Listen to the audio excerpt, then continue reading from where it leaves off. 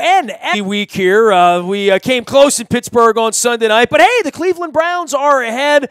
I was going through my email here the last couple of weeks when the Ravens gave me some red zone time, and I found this guy's email, strangely enough, in my spam trap. And it's not often that guys who have 500,000 followers on Twitter, who are local actors and I've seen movies of, reach to me and say, I want to talk Orioles. So I pulled it out of the spam trap. I threw an email and a text out to Johnathon Schaech. He is out in Hollywood, but he is from Edgewood and an Edgewood High graduate as well. We've pointed out that we're the same age, but he has pointed out that, yes, I am a year older. John, I never wanted to be older than anybody. I was always the youngest guy, but now as we stare down the pipe at 50 and half a century, we're all waiting for the Orioles to win a championship. I know that that's your passion, right? Yeah, ideally. I named my son Camden.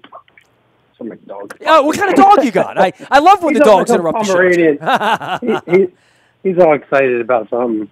Of course, we would love to see the Orioles win. We haven't won since, what, 83? 83. I remember it well. And you were part of the Ravens parade down in New Orleans as well. I heard you. I saw an interview with you, somebody out in Hollywood, that you were like sitting on the 50-yard lines when the Ravens won the Super Bowl 4 years ago, right? Oh, my God. My buddies the beginning of the year, they were like, we're going to be playing at the Super Bowl, so you're coming. And I was like, okay. Well, you remember that run that the Ravens had where we were like winning the last play of the game? And these guys hate the Ravens. They're all Bengals fans. And they lose a lot.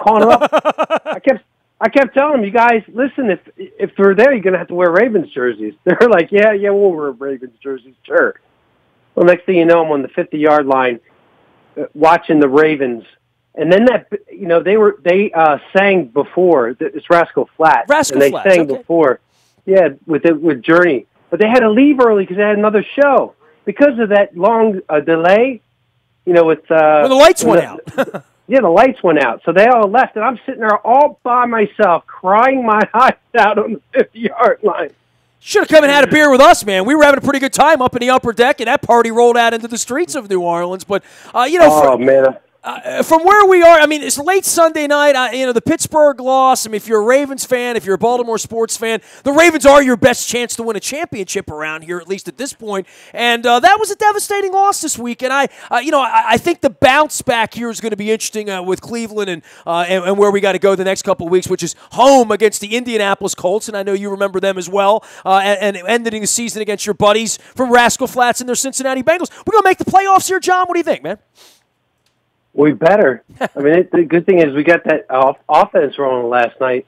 I mean, look, it's really hard to shut down Brown. If Jimmy Smith was there, I know he would have made the difference in the game.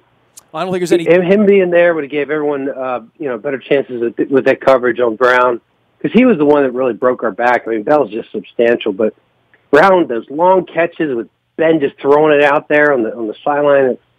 It killed me. Well, the tight end thing bothered me more than anything. I mean, I knew Brown was going to get his yards and 66 passes and 44 completions. That better never, ever, ever happen again. Not for this defense.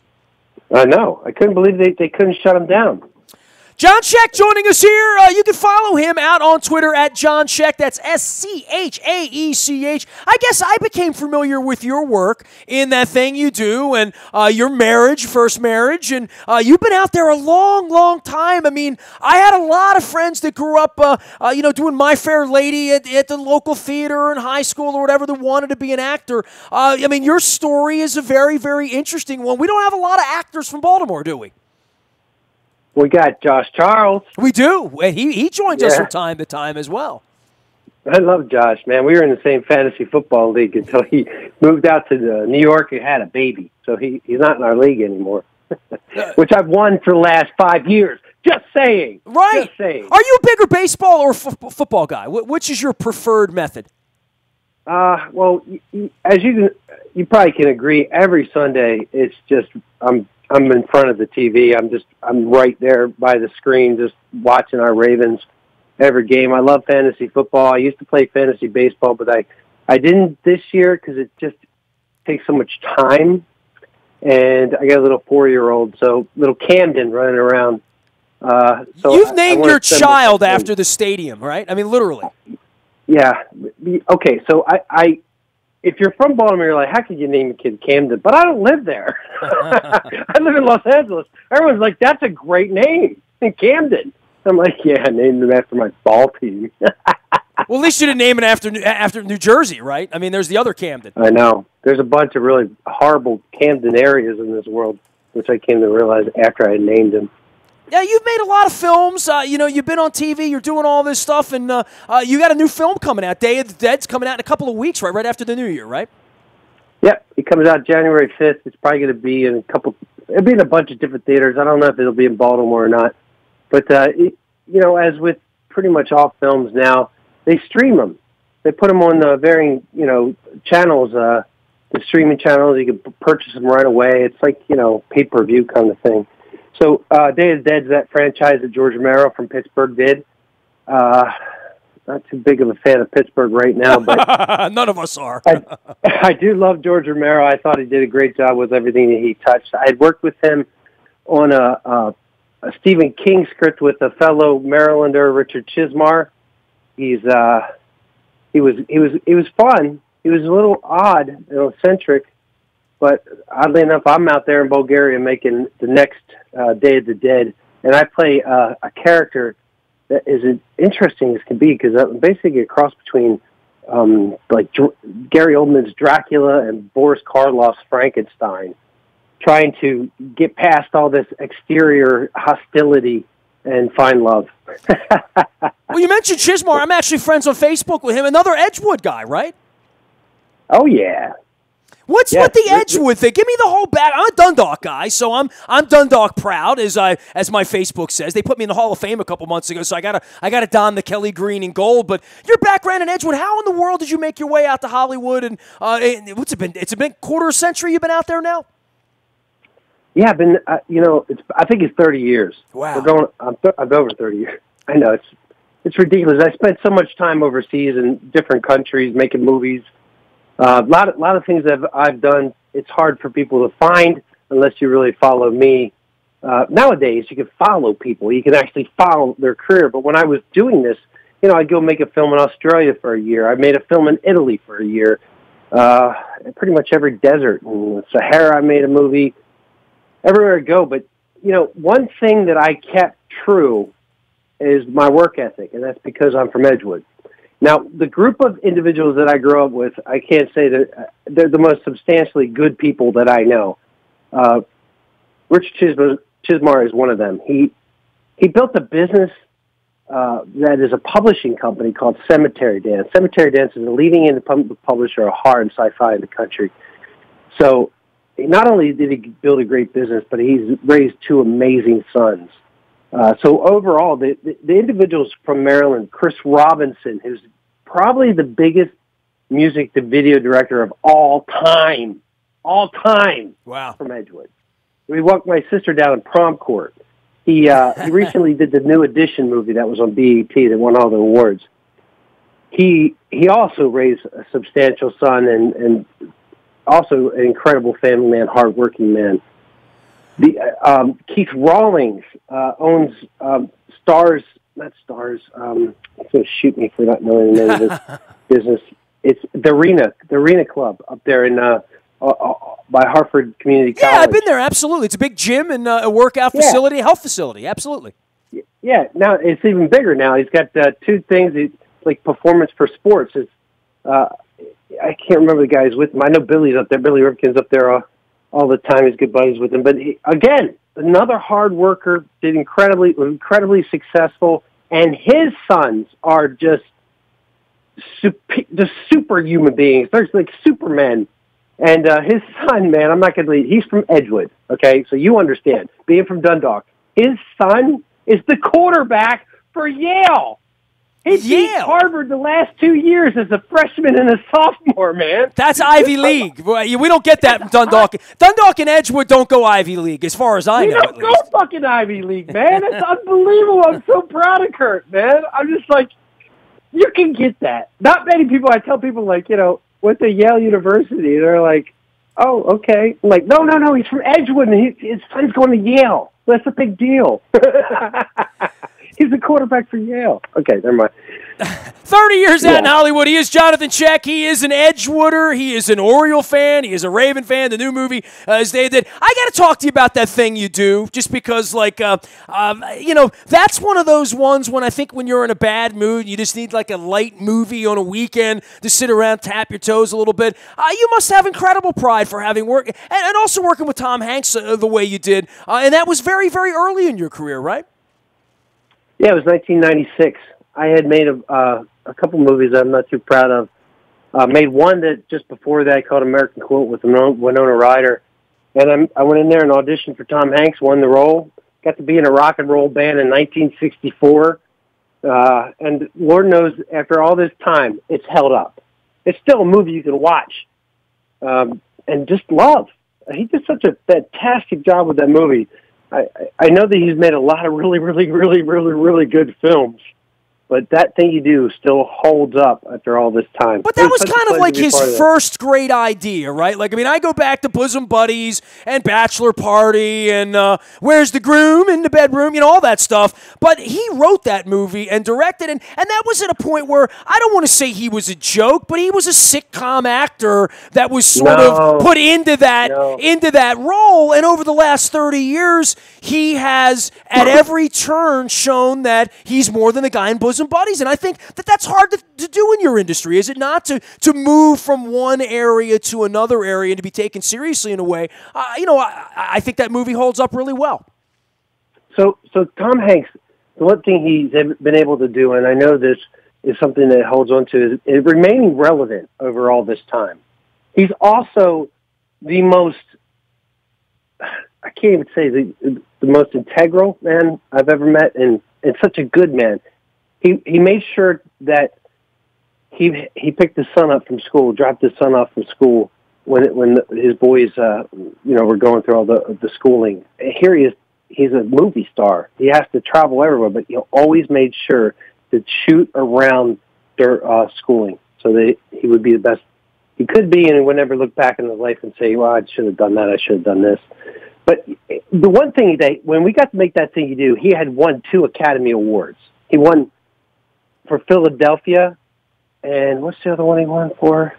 I can Google it. I have Google in front of me. You don't, so I'll look it up. Okay, so he won 2 Academy Awards, so everyone would tell me, like, they wouldn't just make, anyone's movie at this price point if he hadn't won 2 Academy Awards. Forrest Gump, how about that? That was a pretty good one. That was the other one. Yeah. So on the timeline, Philadelphia was 93, Forrest Gump was 94, Apollo 13, League of Their Own was before that, Sleepless in Seattle was before that, and then That Thing You Do was the first time he wasn't just an actor, he was the guy doing the whole operation, right?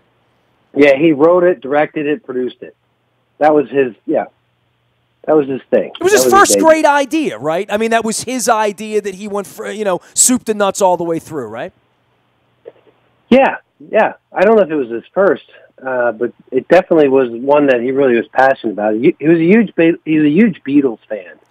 So when we would tour for That Thing You Do, we would watch the Beatles nonstop. So with That Thing You Do, it's very similar to what the Beatles were like. Oh, I think that's the reason the movie holds up so well 30 years later is that anybody that has any association with the Beatles, it's a wonderful story that's very Beatlesque and American, better than being British, right? Yep, absolutely. When they came over here, we had no idea what they were. I think every parent out there didn't want any of their kids to have that long, odd haircut. The mop top, when absolutely. I had that mop top in the movie, and the studio was not having it. Tom Hanks was the reason why I had that strange haircut in there, is because I was like, I should be the one that wants to be just like the rest of the Beatles. And he was like, absolutely. And the guys were like, you don't look too good. Like, today's world won't like that haircut. I was like, well, we're not playing in today's world. And Tom backed me up on that. I remember being in the hairdresser's seat. Johnathon Schaech is our guest. You can follow him out on Twitter, where all of his acting goes in Los Angeles, at John Schaech. That's JOHNCHAECH. Schaech. You got a lot of vowels in the middle there. It kind of turned around a little bit. You contacted me because of your love of the Orioles. You wanted to talk some Orioles baseball. I don't know if this is going to be the best off season to be talking Orioles baseball around here, John. To be honest, this owners meeting going on and the winter meetings happening, trying to figure out, and now the Yankees, the rich have gotten richer here on us in the off season, man. You know, there is nothing being talked about how unfair baseball is. The systemic disparity in this system that we have to be David and Goliath. Like, reporters don't report about. It's not fucking fair. It's okay that the Yankees can have so much more money because their market's bigger.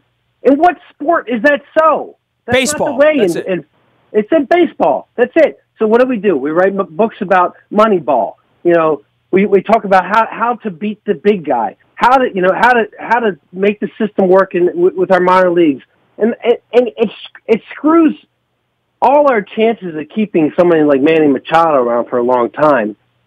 We can't do it. You got to get rid of him because if you don't win now, you can't build a team like the Yankees can, and we're in the same fucking division as them. And now the Red Sox compete at the same level that they do. It's just not fair. I read today. Did you see they're preparing to get, where are all the great third basemen in the American League East going to go? Because they're not going to be able to stay on the teams they are now. Machado's going to be gone. It's just not fair, man.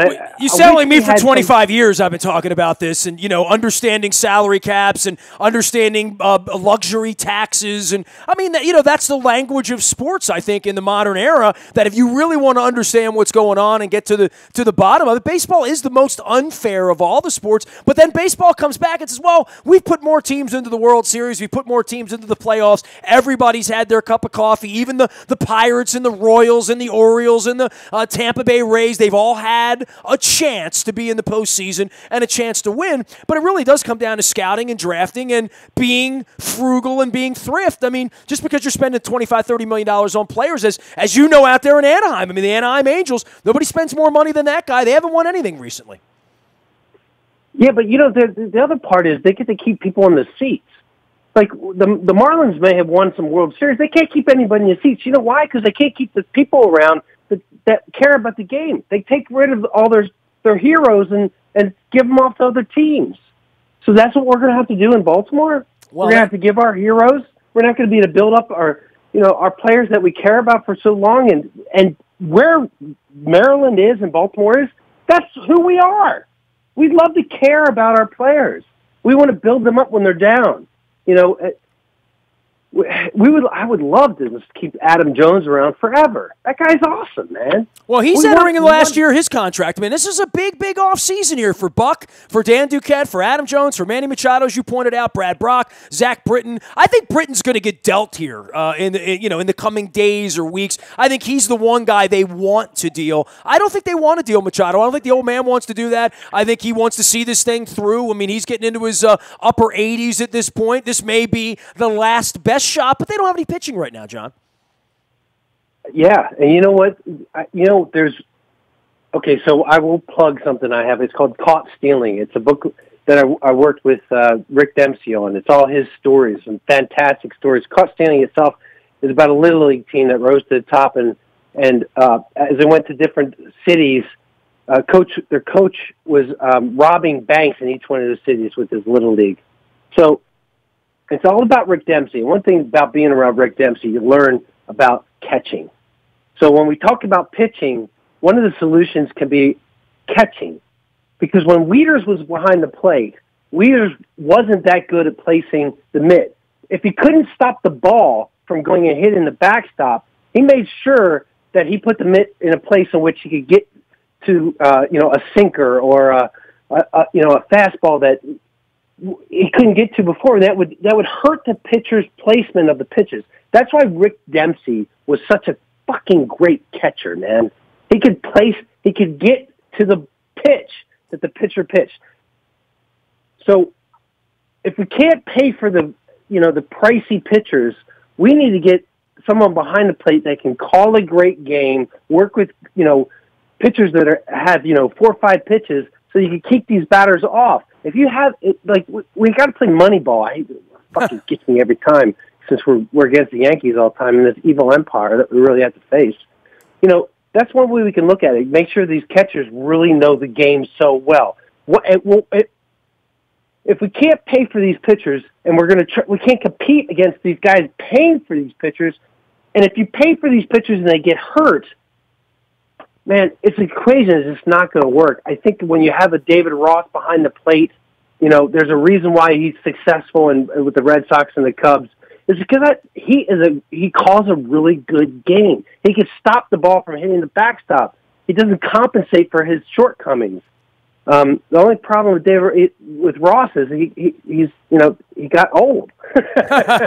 We all do. I know, we all do. Hey, you did this book with Dempsey. It's called Caught Stealing, Unbelievable Stories from a Lifetime of Baseball. Now about 3.5 years old. Give me your background with Rick Dempsey and how you put this thing together, because I've known Rick for years. Actually, he was out at our There Goes My Hero charity golf tournament back in September. And of course, his nephew Greg Zahn and I are very close up in Toronto as well. How did you manage putting together a book with Rick Dempsey? Where's Greg Zahn? Let's get him back. Yeah, well, he's in Toronto. He had some problems in Toronto last week. You might want to Google that on the harassment issue. But hey, man, it's going everywhere here at this point. Every day there's a headline. It was Battaglia earlier this week. But for Rick and for the book, what was your? I mean, obviously you rooted for Rick Dempsey. We all did in the 1980s. We were kids. Oh my God, yeah. So I got a phone call from a friend of mine and said, look, Rick Dempsey has the most amazing baseball story about a little league team that needs to be made into a movie. And I think the thought behind that was to get it to Tom Hanks at the time, because Tom made that movie about and he loves baseball. He's always talking about baseball. League of Their Own, right? That was the baseball movie he did, right? Yeah, and so I went to Camden Yards with Richard Chismar, and Rick met us there and took us down in the dugout, underneath the dugout, into his room, and he told us the story. And I've been pursuing that story, trying to get it made into a movie. Oh man, probably 10 years now. We got it set up somewhere again. One time Adam Sandler was going to play him, the bank robbing coach. So that's how I met Rick. And then I just kept listening. When you're around Rick, and you hear these incredible stories about the '83 club and how they were built up from losing in '79. When they lost in '79, those veterans were like, okay, we just got to keep at it, make sure we don't lose these one-run games. Like if we had the core group of guys, like when the Ravens and the Steelers played this last week, they would have known that they needed to keep going further than they did. They wouldn't have allowed a 3-and-out, when it got down. And that's what happened with the '83 club, is they were so fierce. When they got to the end of the game, end of the season, they were so far ahead. And then they beat the Phillies so bad. And that was because like with the Brewers the year before, they had the one-game playoff or something like that. It was the last game of the year. It was the 4-game weekend in '82 with Sutton and Palmer and Earl Weaver. I'm familiar with all this. This is what I do, like you act. Right, yeah, yep. But so that club stayed together, man. And that's those stories that Dempsey kept telling me. I was like, I have to write this down. I'm not a really good writer. I'm dyslexic, so my brain is a little different. I'm very good with narrative reasoning, but I'm not very good at spelling and grammar and all that stuff. So I had people help me out with it. Each of the chapters is a little different way of telling a story, which I thought was a lot of fun. But it's all comes from the wisdom of Rick Dempsey. Well, I'll tell you what, it's almost baseball season around here. It'll be spring training soon. Johnathon Schaech is our guest. You can follow him out on Twitter at John Schaech. Tens of thousands, hundreds of thousands do. And an actor out in Hollywood from Edgewood. And the movie is Day of the Dead. It comes out in a couple of weeks. But I wanted to reach out to John just to talk some sports because he's a Raven and Orphan. You wear your Raven white panel, Rick Dempsey era cap, and lots of interviews on the internet from what I see, John. Of course. Man. You got to throw out the first pitch one time. I saw, I've been Googling you, dude. I've been checking this whole thing out, making sure I'm ready for this interview here. But what's your next project? You say you're traveling all over the world. What's your favorite place to go visit in the world? My favorite place? Well, let's see. Now that I have a little guy, Disneyland would definitely be my favorite place to go. Well, that's, I'll tell you what, that's man, in America. You don't make movies there.